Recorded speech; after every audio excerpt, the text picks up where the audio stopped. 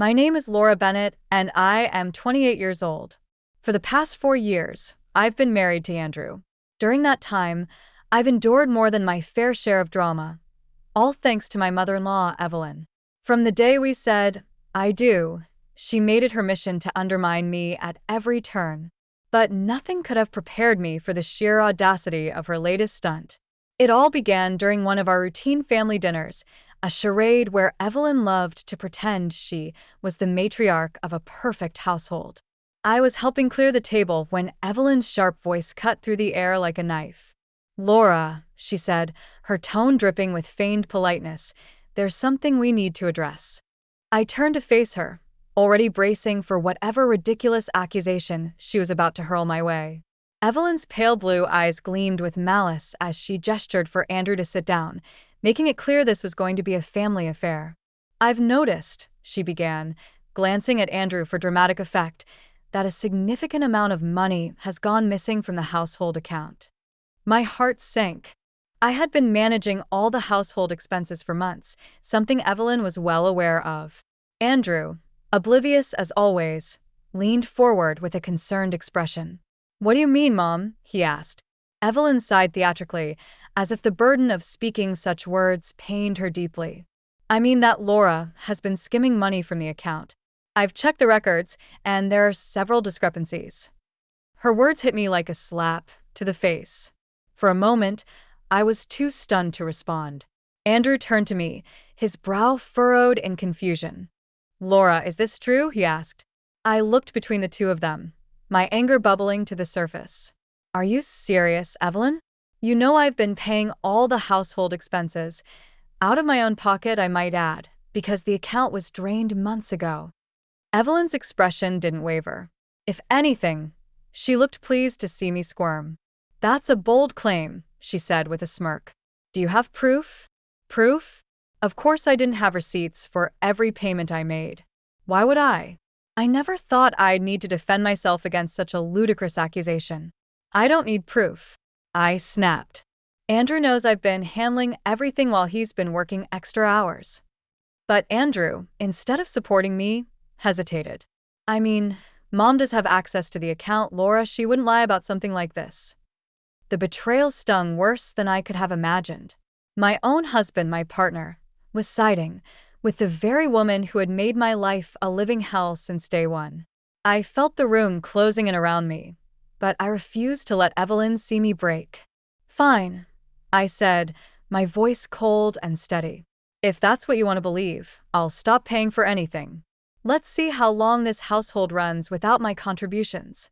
Evelyn's smirk faltered for the briefest moment, but she recovered quickly. Andrew looked alarmed, but didn't say a word. I turned on my heel and left the dining room, my mind racing with thoughts of escape. As I packed a bag that night, I realized something important. I was done playing Evelyn's games. If she wanted to paint me as the villain, I would gladly let her, but I wasn't going to stick around to watch her destroy my marriage and my sanity. Little did she know I had plans of my own. And I wasn't just walking away. I was going to make sure Evelyn's lies caught up to her in the most spectacular way possible. Leaving Andrew's house that night was supposed to feel like a loss. Instead, it felt like freedom. I drove to a small motel just outside the city and checked in, determined to gather my thoughts. As I lay on the stiff mattress, staring at the cracks in the ceiling, one thing became clear: Evelyn had underestimated me. I wasn't just leaving her precious home behind. I was leaving her lies, her manipulation, and her control. And I wasn't going to stop there. Evelyn had accused me of stealing money. But she didn't realize I had kept meticulous records of every bill I paid and every expense I covered. She thought I was naive, but she was about to learn otherwise. The next morning, I started with my bank statements. Over the past 6 months, I had used my personal account to pay for everything from the electric bill to groceries. I highlighted every transaction and printed them out, creating a timeline of exactly how much I had spent. The total shocked even me. It was nearly $115,000. Armed with this information, I decided to dig deeper. Evelyn had always been secretive about her finances, but Andrew once mentioned she had control over his personal account. I had access to Andrew's login details from when he asked me to pay a bill months ago. Part of me hesitated. It felt wrong to snoop, but I reminded myself that Evelyn had accused me of theft. If she could lie about me, I had no qualms about uncovering her secrets. What I found made my blood boil. In Andrew's account were multiple transactions that Evelyn had labeled as household expenses. But these weren't payments for bills or groceries. They were transfers to her personal savings account. She had siphoned off nearly $20,000 over the past while, making it look like I was the one mismanaging the funds. With my evidence in hand, I decided to strike while the iron was hot. I emailed Andrew copies of my bank statements, along with the breakdown of the transactions from his account. My message was short and direct. Andrew, I've attached proof of every bill I've paid over the past 6 months. I've also included a record of transactions from your account. I'll let you decide who's been stealing money from this family. Until then, don't contact me. Laura. I hit send and turned off my phone. Let him stew in the truth for a while. A week passed before I heard anything. Andrew called repeatedly, but I ignored him. Then came the voicemail I'd been waiting for. Laura, I don't know how to say this, but you were right. Mom's been transferring money from my account. She said it was for emergencies, but I checked her statements, and she's been spending it on herself. I'm so sorry. Can we talk, please? I listened to the message twice, savoring the desperation in his voice. But I wasn't done yet. Evelyn had humiliated me, and now it was her turn. I contacted a lawyer and provided all the evidence I'd gathered. We filed a formal complaint against Evelyn for misappropriation of funds. Since the money she took was under Andrew's name, he would need to be involved if this went to court. I made it clear that I wouldn't back down, even if it meant exposing their family drama publicly. The next step was more personal. I reached out to a local journalist I knew from college and tipped her off about a story involving financial fraud within a prominent family. I kept the details vague, but I knew Evelyn valued her reputation above all else. A few strategic leaks would ensure her downfall reached the ears of everyone she wanted to impress. When the story broke, Evelyn was livid. She showed up at my motel unannounced, banging on the door like a woman possessed. I opened it just enough to see her wild expression. "You think you can ruin me, you little liar," she screeched. "Ruin you?" I said, my voice calm. "You did that all on your own. I just made sure everyone knows the truth." Her face turned red, and for a moment I thought she might lunge at me. Instead, she stormed off, muttering threats about lawsuits and revenge. I smiled as I watched her leave. She had no idea what else I had in store. 2 weeks later, Andrew called again, this time sounding more defeated than desperate. "Laura," he said, "Mom confessed. She admitted she took the money and blamed it on you because she thought I wouldn't believe you. I don't know how to fix this." "You can't," I replied. "I've already moved on." The final nail in Evelyn's coffin came when the court ordered her to repay the money she had stolen. She tried to shift the blame onto Andrew, but the evidence was irrefutable. Her social circle shunned her. Her reputation crumbled. And for the first time, Evelyn was powerless. As for me, I used the money I recovered to start fresh. I moved to a new city, started a new job, and finally began living life on my terms. Evelyn and Andrew were just memories now, a cautionary tale of what happens when you underestimate the wrong person. Rebuilding my life wasn't easy, but it was worth every ounce of effort.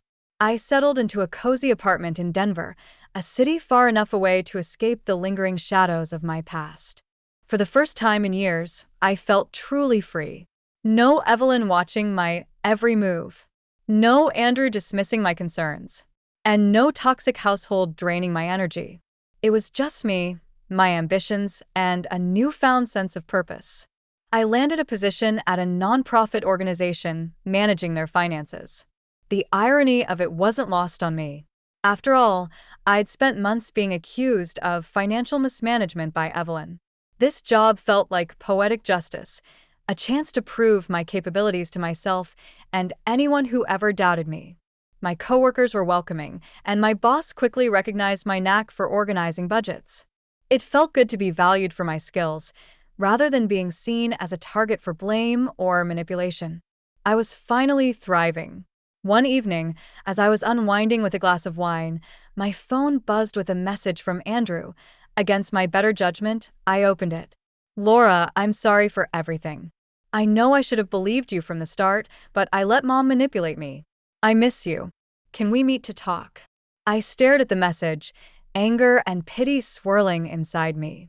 Andrew had made his choice when he sided with Evelyn. There was no going back. Instead of replying, I archived the conversation and blocked his number. Closure wasn't something I needed from him. I'd already given it to myself.